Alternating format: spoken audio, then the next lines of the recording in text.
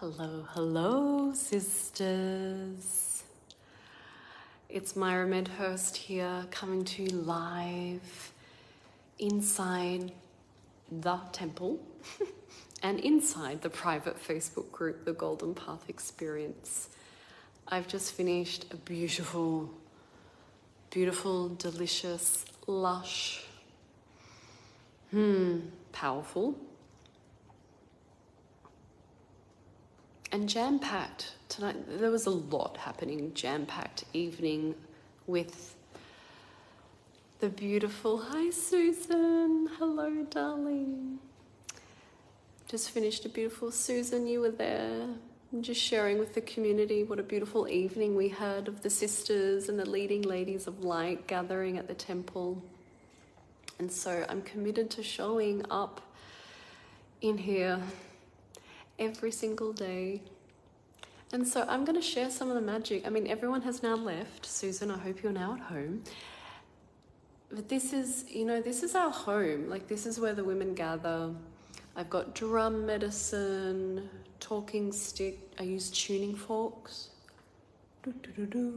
chimes, all of my crystals, crystal singing bowl. I use my voice. What other medicine have I got? Am I beautiful? Can this? Here, I'll do some beautiful. That's probably got a playback on it. We've just had the most juicy and delicious evening. And I was thinking, what can I want to bring some of this magic to you of what the temples are. So we gather on the new moon. So the new moon of every month, I invite the sisters and the women in to sit in circle with me in the temple that I have actually physically built with my own hands. My husband helped me as well, Ben. But when you actually build the building, it's an entirely different feeling. It's like every kind of wall and light fixture and the concrete, we've got polished concrete flooring. It's like when you've spent hours and days and weekends like polishing that, there's just like a devotion that lives and breathes through the flooring and the walls. And we have this like beautiful green outlook. And now I can actually hear just like the gentle, soft rain falling. We've got a fire pit, so when we do fire ceremony, we just go out the back, like just there next to the temple. I just wanted to bring some of this magic with you for those that I know that live in other parts of the world and they can't get here. But if you are ever traveling through the Sunshine Coast, I would recommend these experiences. They're just simply divine. And I think the challenge I find the most difficult for me is that I can talk on such a wide variety of subjects. And I was sharing with a sister that left this evening is that because I feel that connection with her, and it's like every time she desires more information or she's on this such a deep seeking, her desire to, I can feel it, and I can actually feel this woman pulling the ancient wisdom out of me and out of my body. And this is how I've learned that Ascended Masters return, is literally from the wishes and the desire of all of those seekers, of all of those people that are thirsty to know the divine. That signal is actually received, and it is actually what draws the teachers, the gurus, the leading ladies of light, the ascended masters to return to the planet and to be of service. That's why they are strictly of service, because they are responding to the call of the people that have pulled them forward. And so I've experienced that in the channeling, when I'm channeling, or when I'm teaching as Myra, I actually feel that magnetic pull. And so it becomes kind of like the students or the women that turn up is literally like their thirst, their desire is like this big kind of electrical current that draws the information out of my Akashic records. And it's simply like really cool to experience. My job at that point is just simply get the heck out of the way as best as I can. As best as I can, I want the channel so clear, and like the personality or the history of Myra, I want that stepping aside as much as possible. There are a lot of energies at play. There's so much going on, and please know I'm not a professional numerologist, if I can say that word correctly. I'm also not a professional astrologer, and so those arts and sciences, they have years of devotion.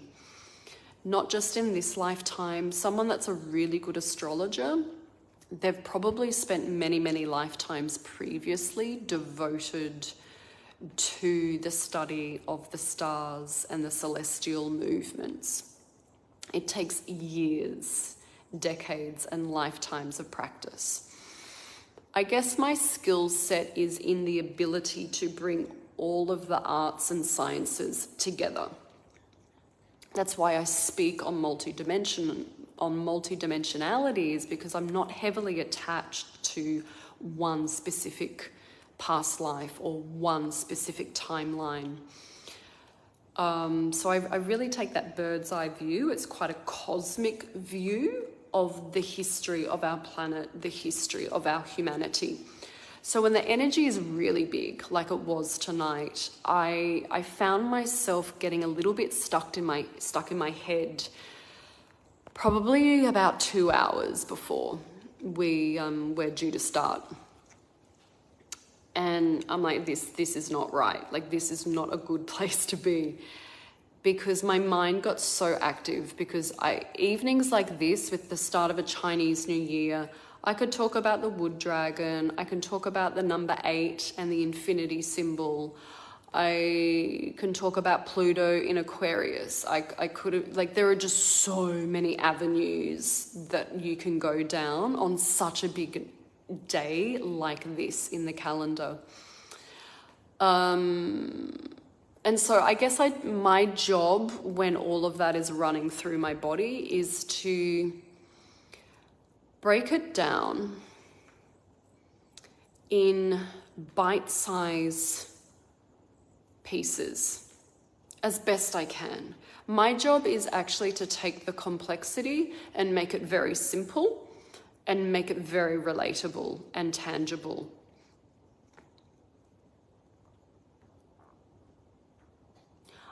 I think that's what I do.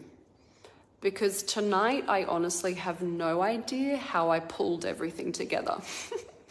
Like, it's just like there's symbology running through my head when I teach.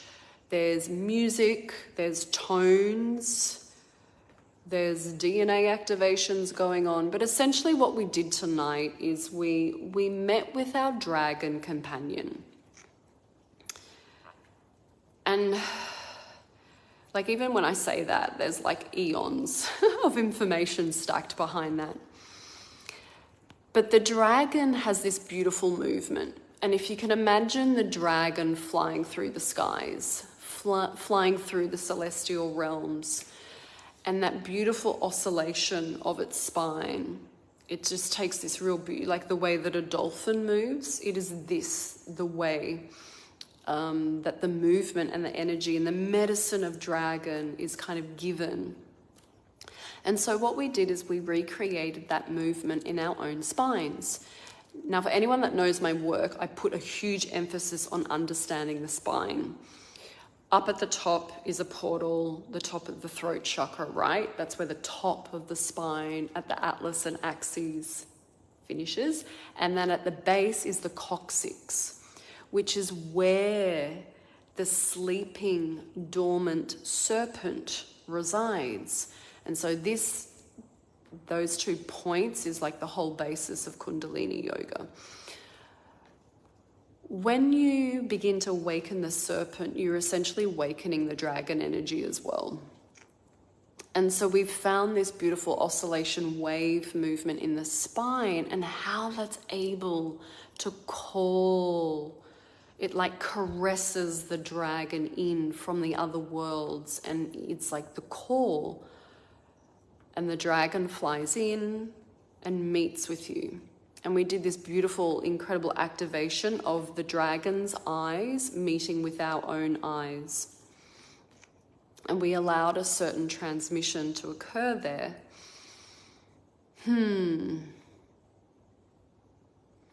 I also spoke about the infinity symbol, where in a year 8, if you add 20, 24 together, you reduce that down to a single digit, you have the number 8.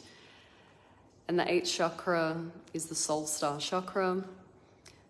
And so I do this from time to time. I flip all the information on its head to kind of blow people's minds, or I guess to stretch the information to show the universality of all of this.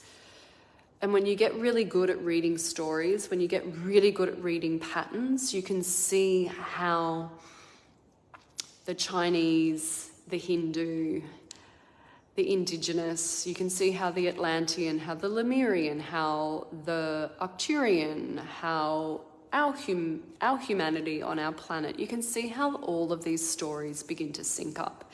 And it's like when you get to understand how to read universal language, it becomes very easy.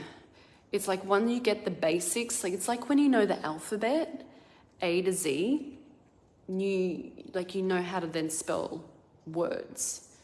And so I guess that's what I'm here to teach, is like I want to teach people the universal alphabet. And when you get it, you can read any storyline, you can read any planetary system communication, you can read any Akashic record. You literally have the key and the padlock to the universe. Do I know it all? Absolutely not. I would not want to know it all. But if you can begin to read a language, you've at least got some start on being able to speak the language and read the language, if you know the basics. So we flipped the infinity symbol around. So the 8, we flipped it to become the infinity symbol. And then so the center point of the infinity symbol, we made into the heart chakra, the gateway, which is a portal. And out one side, one kind of rotation of that infinity symbol, we translated that to become like the left wing of the dragon through the center point of the heart, and then the energy is traveling out the other side of the infinity symbol, and that becomes the other wing of the dragon. So we actually created the infinity symbol within our bodies.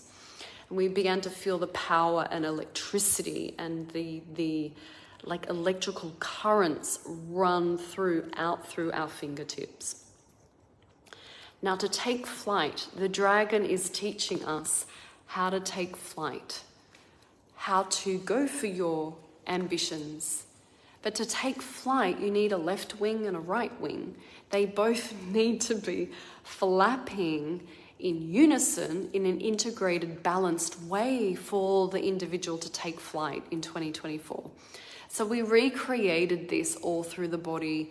We coded it with all the DNA. It was incredible. And I think the beauty of all of that is that it was also really grounded. A lot of it was grounded in the Earth Star chakra. If you want to reach great celestial heights, you need a really strong Earth Star chakra. So all of those big grounding, deep colored crystals, like all of your black obsidians, black onyx. What are some others I've got here?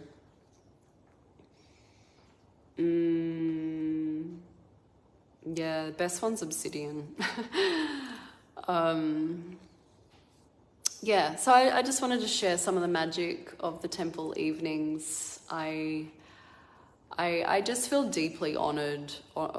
Seriously, I feel deeply humbled and honored that I even have this opportunity to share this information again and to share these energies again, and to remind us all within the community, to remind each and every single woman I meet that what you see in me, you have. If I can do it, you can do it. My Akashic records, my ability to do is just a facet of every single woman in this group, and the brilliance and the wisdom that they bring through. And it's like we need every single musical note of the woman to play to create this beautiful divine symphony of music. And I play my note, and I'm just encouraging you to play your note. And I can hold you through that. And every step I take forward, every time I'm courageous, every time I make a big move, every time I hold a temple night, I'm just solidifying that in more and more and more. So it becomes such an incredible possibility. So a woman goes, oh my God, yeah, like if she's going for it, like she's doing it. Yes. And you do that too. You can do that too. I'm so blessed. I just can't wait for humanity to work out teleportation again and bilocation, because I'm like, yay, now I can bilocate you to the temple. The sisterhood is growing. The community and the connection is growing. You know, I was at 2 functions earlier this morning, and they were all both sister events, birthday parties, and significant, a 30th and an 18th. I'm like, wow, look at this community growing, like wise women, family, loved ones, ones that are conscious and awake and moving forward. They were all there. They were all there. And this is the strength of the community. And now for me, like, it's odd for me to even meet someone that hasn't done their soul's highest mission. I literally just surround myself with women that have done their soul's highest mission readings. It's just the most epic connection and love. And a woman meeting another woman at their soul level, like there's just no other. I just can't think of another way to live. That's all. All right, peace out. It's been a massive day. I love you, and remember, follow your golden path.